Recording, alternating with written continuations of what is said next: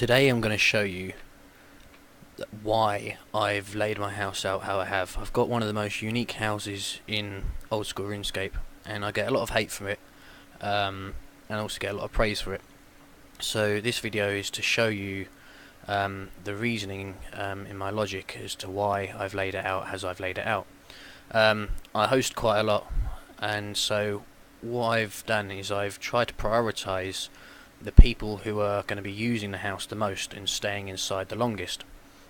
So the people doing that are going to be the people using lecterns and the people using the altar. So it's a one room journey to each lectern and to the altar. The most hate I get really is the pool being located so far away apparently. I mean, it's a 2-room walk to get to the pool, and I've got another one on the other side. It's not an ornate, but I like the green going with the fairy ring for the theme. So yeah, I've got the ornate here. I mean, it's a two-room journey. Maybe they've got to run over to the jewellery box if they want to use that, but the people using the lectern also want to use the jewellery box, so that's why it's located where it is. So I do the downstairs of the house first, the ground floor.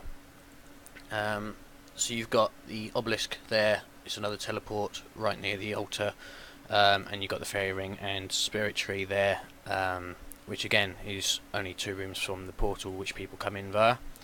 I've got my pets here because well, I quite like them walking around the house so people can see them. I haven't got very many. I've only got the KBD and then the rockfish and cat, so it's not a lot, but they walk around the house and people can see them. But if it's located down the really far south, then no one's going to really see them unless they go down that end. The workshop people use for Barrow's armour, and this guy here is just training his construction on the workbench.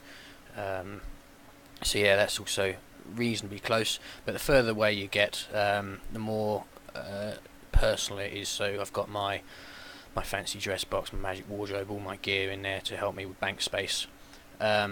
Then you've got the throne room, which again I just use for drop parties, and then you've got the attack dummy, which people do like to use, but because it's fairly rare in my opinion, it's down the far south. Just gonna have to go back and light the burners very quickly. One sec. So yeah, I've got to light these every 3 minutes really. I do it 2 minutes 45 seconds just to make sure they don't burn out. But yeah, so I've got my bedrooms out the way because you need 2 bedrooms to host a servant.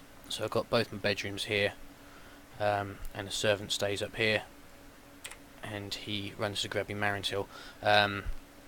It's annoying when someone comes upstairs and then makes a servant come and take you to the host, because I like to keep him up there so that I can run from the altar to grab the Marintil really quickly. And if someone does call him and I'm standing down here, then he starts walking around downstairs, and I mean, he could be anywhere. So because I don't have a dining room, I can't call him. So if that ever happens, what I do is I get him to greet guests at the door, and he just stays around the portal. So the next upstairs is all my portals, and I've got every single one of them. And the reason I've laid it out this way is because you've got a one journey into the staircase room, and you go up the stairs, and then you've got every portal in a nice laid out way, and you can see them all quite easily. People don't look around the house, and so they don't really know where the portals are, and I get a lot of questions saying, where are your portals? You haven't got any portals, and people complain, but I mean, it's not really that hard to walk up some stairs and they're all in one place, rather, because I see a lot of hosts, they have them dotted around the house, and you might have to run quite a lot just to find out where the portal is that you're trying to find, whereas here you just go up the stairs and you walk down the aisle. I mean, I've got, in this whole house, I've got about 8 staircase rooms. I mean, not all of them host staircases because they're the only room which has 4 doors to them, so they're very good for using them as a passageway. So yeah, that's why I quite like them. So the last part of the house is the dungeon. And we've got 6 hellhounds. It's just a bit of a fun run really. I've got all the tentacle traps here which hold you in place.